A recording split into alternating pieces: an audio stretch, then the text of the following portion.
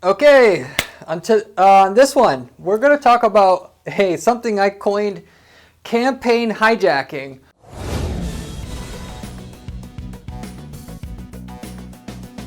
Basically, that's going to be able to take your competitors' ad budgets. Well, of course, if you have some, if you're in a big enough space, it's competitive enough. Their TV, their radio, their direct mail budgets, anything else besides basically the PPC already that people are, or strictly online that people are doing, you're going to be able to take that, basically a traffic stream of people going offline to online again and just funnel it into yourself.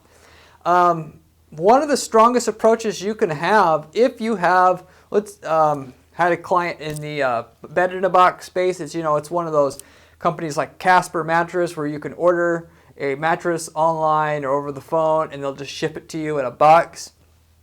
In a market like that, the Casper, since they were in first and they got all the investor funds, they actually got enough money behind them where they could run, their ad campaigns for a long time at a loss to be able to get them into a profitable shape, and it doesn't have to make money right away, putting people that are newcomers in at a disadvantage automatically.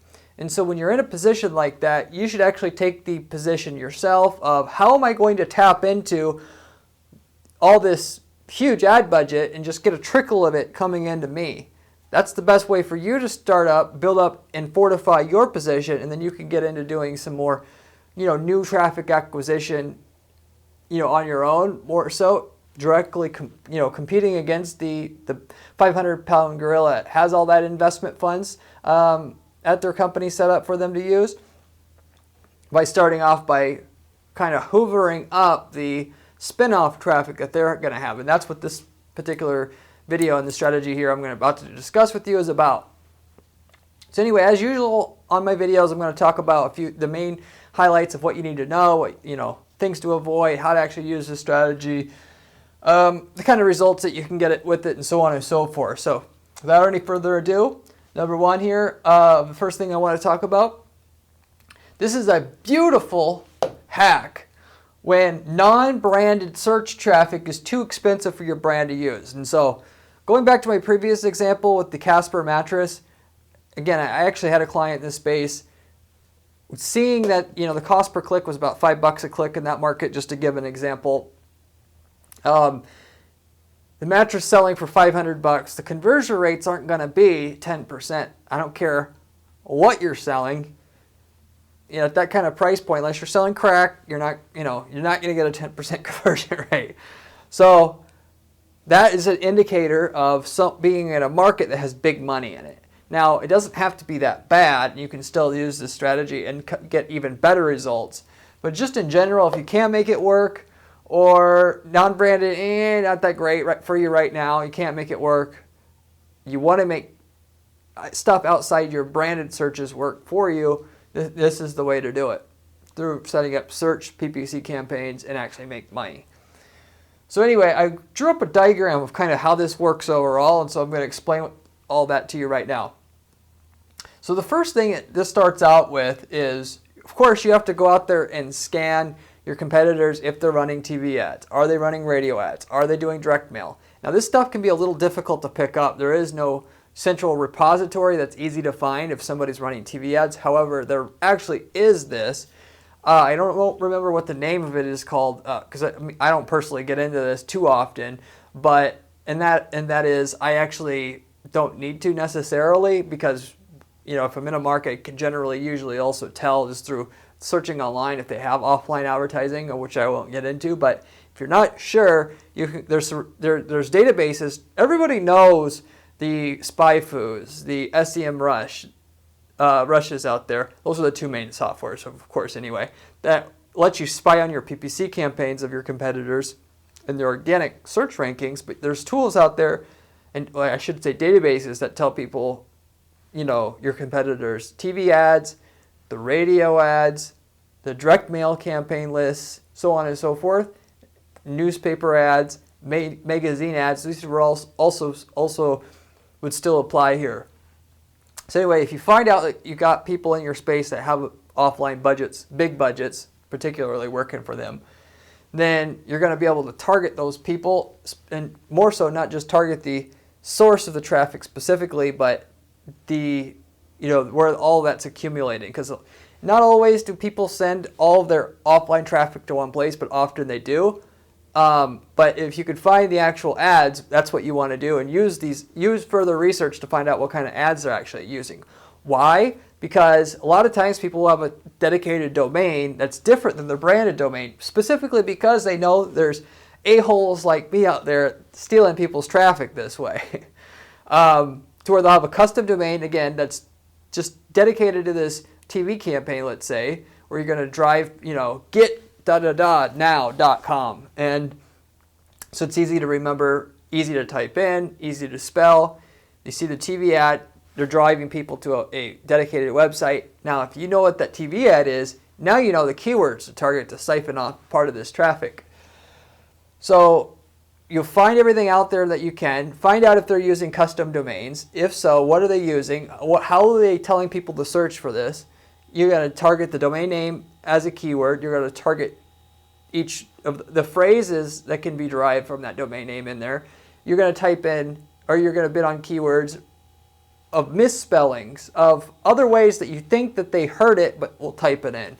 So you have to just guess, and it's kind of a little bit of a trial and error. And then those are the keywords that you're going to bid on to be able to siphon off some of this traffic. So you're ultimately, as people see that ad, then ultimately you kind of get the picture here. They're going to type in, fight back, today or whatever. And then that traffic, obviously that's an ambiguous term, but fight back on your taxes now. That will be kind of the phrase in general that, they tell people to type in.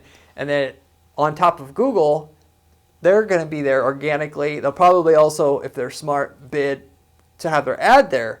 But you're going to have the ad there as well. And to have your ad there, because you know what they're running and how they're running it, and nobody else of your competitors know this ad exists and what exactly they're using, I should say. That cost per click for that visitor is going to be much, much cheaper. In the example of like the mattress market, that $5, so somebody searching for bed in a box companies is $5 a click. Somebody typing in the call to action phrase on a TV ad will be $1 a click, or 50 cents a click, or 25 cents a click. So, but it's not going to be, it's 5 to 10 to 20 times less than a lot of times than what the cost per click would be for a straight up term, because everybody else knows that's where you go for customers. It's the obvious place. Your job as a marketer and a business owner doing marketing should be, where's the arbitrage opportunities? In other words, there's money where there's a lot of money, and there's a lot of money in it because a lot of people either are willing to go there or just don't know about it yet. And this is one of them.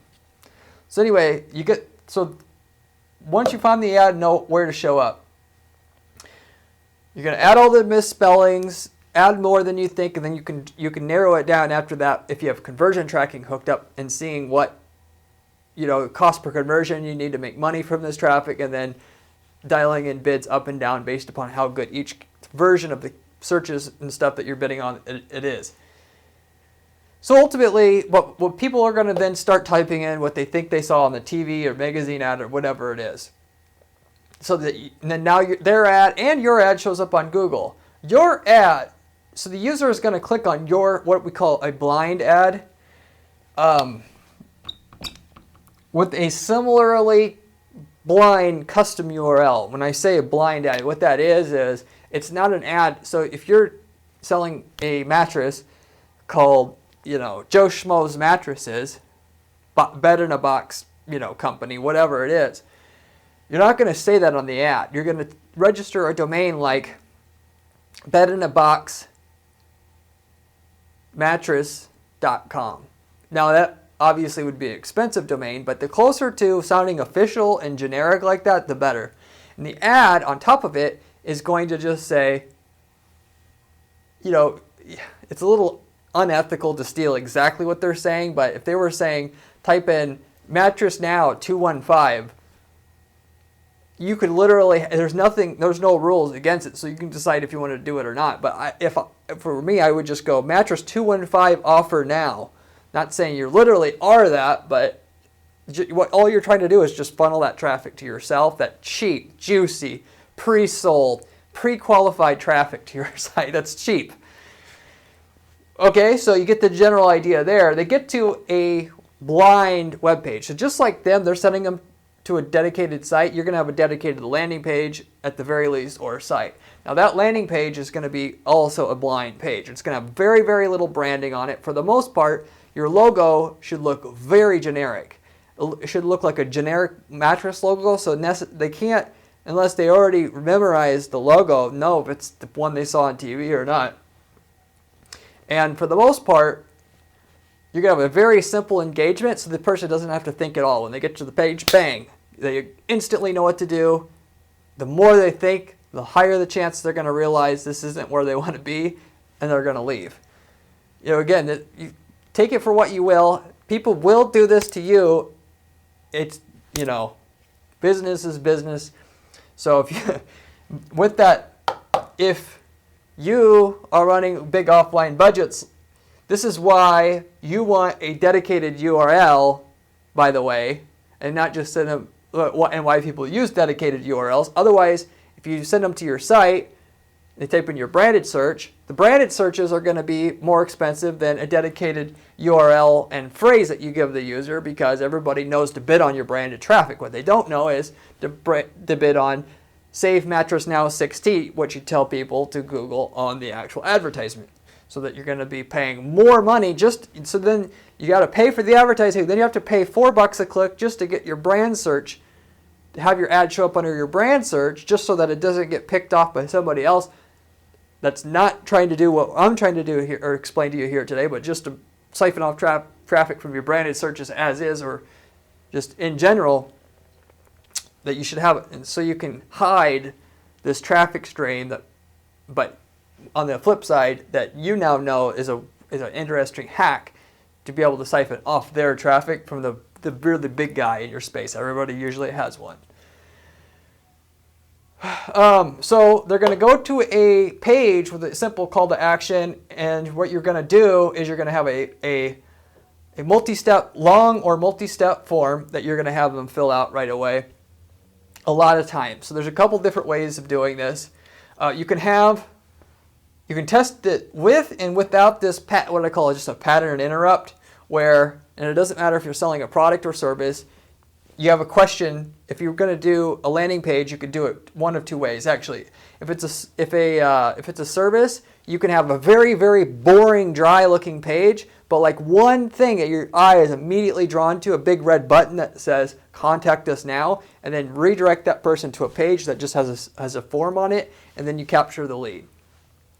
The other way you could do it for a service is to have a question and a drop down right there and the question that says something like, how much weight are you planning on losing, if it was a weight loss clinic, or what kind of car do you drive right now?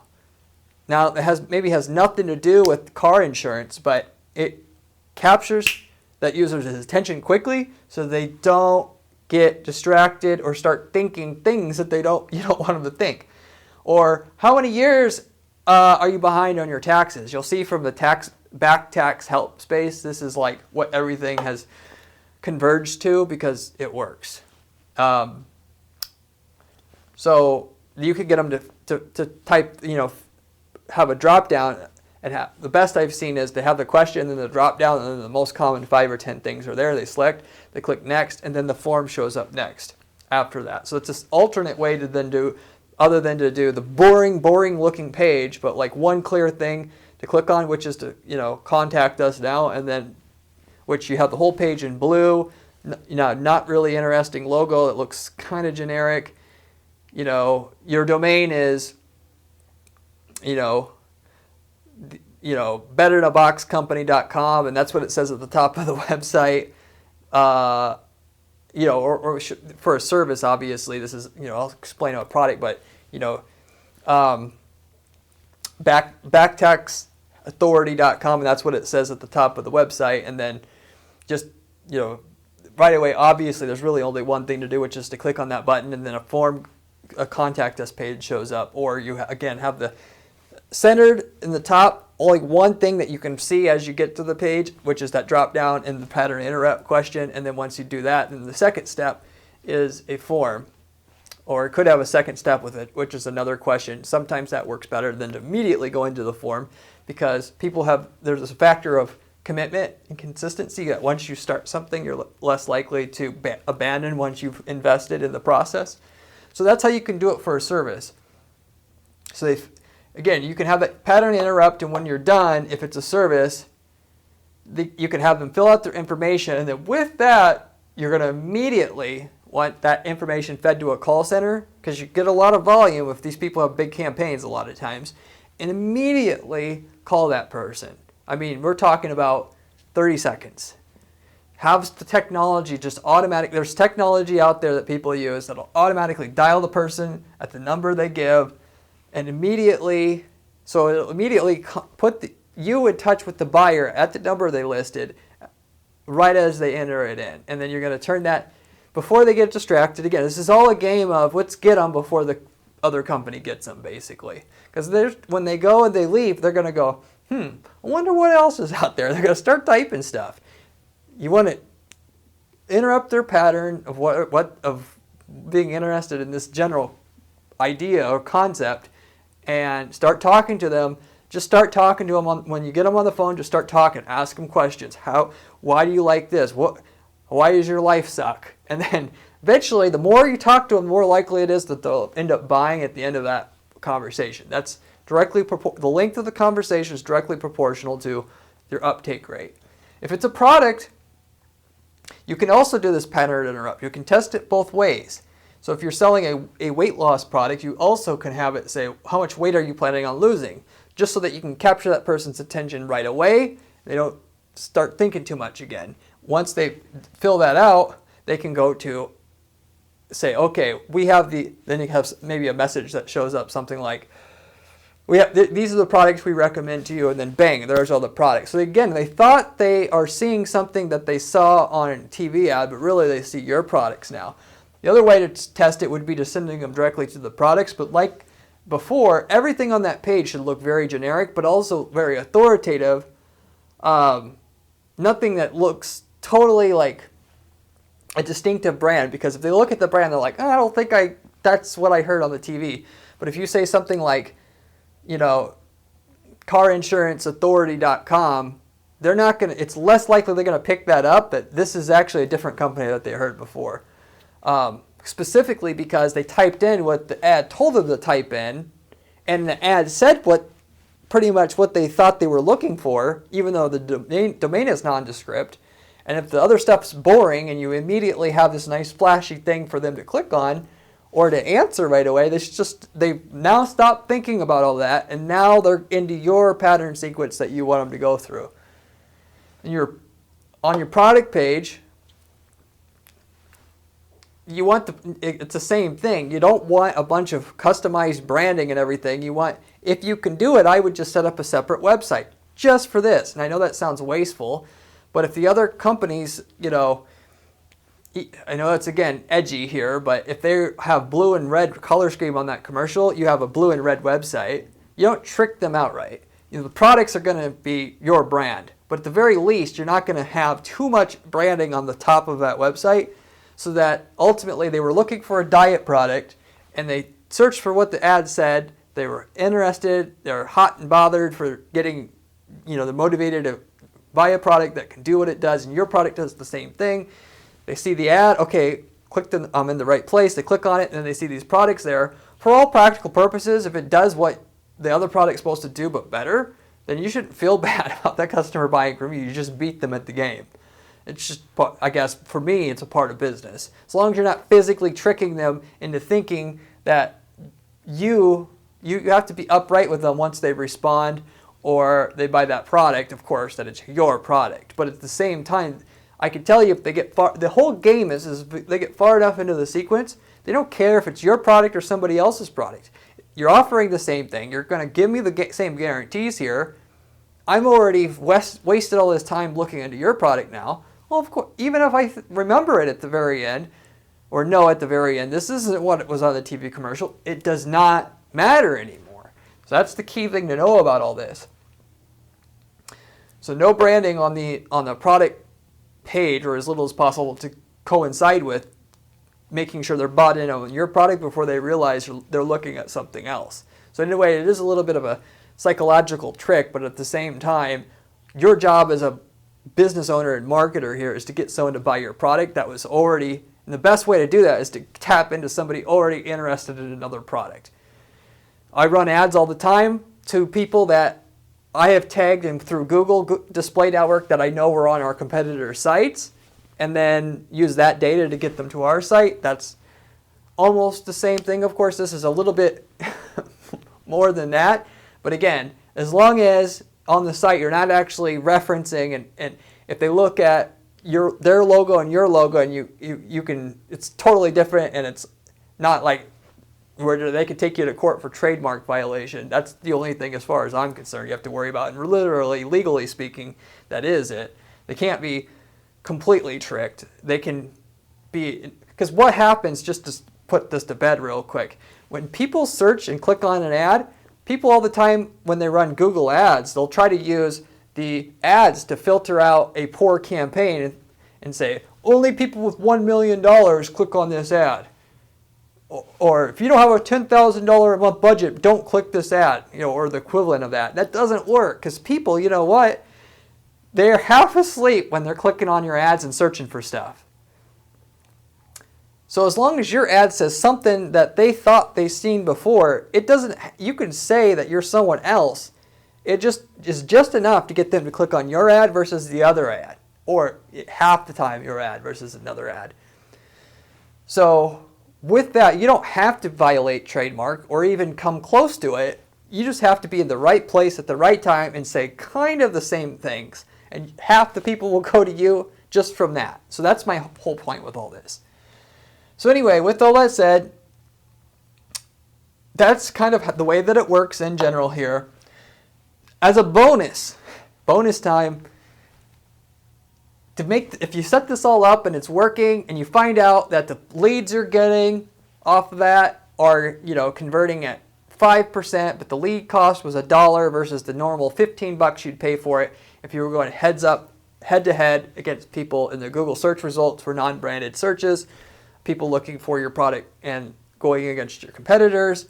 So instead of paying, $30 an acquisition, you're paying 10 now. It's awesome. You want to take advantage of it more or fully. You got to go ahead and set up an email sequence for everybody that fills out the form, and that you call them, but then you immediately start an email sequence. So if they did get off the phone and they didn't buy right then and there, which that phone person should be able to take an order right then and there while they're still hot, and you still got them interrupted from their normal process that they were thinking they were trying to do. And the email sequences, if you go to my other videos about PPC and email, I talk about a 7 email sequence separated 1 day apart. The first of which says it's coming, it's from the CEO. Thank you very much for contacting my company. I think you'll appreciate a lot the difference, the quality difference of what we're offering here, and we'll be sending you some really good information about how to pick a diet product in this industry that'll work for you, and for the type of the type of needs and the amount of weight that you're trying to lose and the time you're trying to lose it in. So, and that's from my personal experience being in the diet industry for 20 years, and hope that helps out. Otherwise, nice to meet you. And so it sounds personalized, and you're building up a relationship. And then the next day they say, things that the problem with the email subject, the problem with the diet products industry right now. And then it talks about how the other products out there, some use, it's watered down, and other products, you gain the weight right back. And you've studied all this stuff, and you're a scientist or you're a consultant scientist, and you know this stuff, and you're really mad that they do it, and how to avoid it is da-da-da-da-da. And then the next email is, now you've let them know the type of category of things that work, and you start talking about that specific thing. So tree bark formula diet products, they're the new thing now. They work. There's a lot of people using them. Ultimately, here's the best ways to use tree bark, diet products, and then you get as you get closer to the end of the 7 email sequence at the end of the 7 days, that you narrowed it down to just one tree bark formula for them. And that's what you should do with your emails that you're getting. That'll make the conversion rate probably double roughly from what you're getting over the phone instantly. And then on the product side, you want to offer you have to research and find out, and you can do some split testing on your site. What's the one piece of information that for people that are interested in a diet product want to know? The top 5 working diet products in 2021 that work with rankings. They download that piece of paper, so if they aren't ready to buy right yet, you got their email and you can send them to that same sequence there I just described, or some very close version of it. I've found that's basically the formula email-wise. You're talking about email sequences that work with PPC and will push anything you're doing here on the product side if you sell a product as well. But apart from that, last thing is a 5-ad email remarketing sequence. So remarketing, again, is ads that show up for the user after they've been to your site and leave. You can have ads show up for a year and a half in the future to that same person if you want, at whatever interval you want. I normally will have an ad at least show up a maximum of 5 times a day for whatever normal sales cycle window length the product or service I'm promoting has. For a B2B, I'll do a year and a half. For, if I'm selling a cleaning product, I might do, 2 weeks, because after that, nobody is evaluating it anymore. But you'd be surprised how long people think about something before they buy. And by showing up frequently over and over again with more information, testimonials, that people using your product, case studies before and after, pictures of your product being used and or installed, industry testing of your product showing the durability, the endurance, and you package each one of these individual selling points up into unique ads, and then you rotate them out. So day 1 they see testimonial, day 2 they see another testimonial, day 3 they see a before and after, day 4 they see the test results, day 5 they see another test results, day 6 they see an article that had been on a review site that compared your product versus the other 5 leading products in your space. And so basically you're telling the user a story in an automated way, similar to how email can work, but because these are remarketing ads and can show up basically on any site with ads through Google's display network, you can, whether they go to CNN.com as the site they frequent every day, or if it's a horse betting blog, it has ad space there. You can get on that ad, and so for that 3 months that person will potentially think about an offer, you have followed up with them so much and in such an enticing and quality way that they're not really going to be annoyed by. If they are going to buy from somebody after all that and they were just thinking about it, they're going to buy from you because the repetition made it so that they trust you more now than anybody else, and nobody else is really going to do that. Some people do remarketing, but if you haven't noticed, the remarketing ads like that you see out there, what do? They just beat you over the head again and again. Are you going to buy my product? No? How about now? Oh, no, not yet? How about now? Whereas you're not going to do this. You're going to get a list of the top 5 to 10 things people normally ask when they contact your sales department. You're going to put that into unique pieces to mitigate and drain those objections, is what that's called in the sales world. And you're going to send people either back to your product page again or your service page again where you can sign up, or you're going to send people to individual articles that go in depth on each one of those selling points so they can find out more about that, which I normally do, but which is a little bit more work. That will get you a little bit more value out of the whole remarketing sequence for yourself at the end of the day as well. So anyway, that's in a nutshell how campaign hijacking works. Hope that you give it a lot of consideration. See if there's anybody in your space that you really hate, that you would like to have some of their business. Try this out. If you like this video, I have a lot of other PPC money-making strategy videos on this channel just like it. You should check those out. I have a blog, guaranteeppc.com/blog, where I go through step by step on how to put together campaigns that guarantee results for our clients. There, if you prefer to see information like that on how to build campaigns in that kind of format.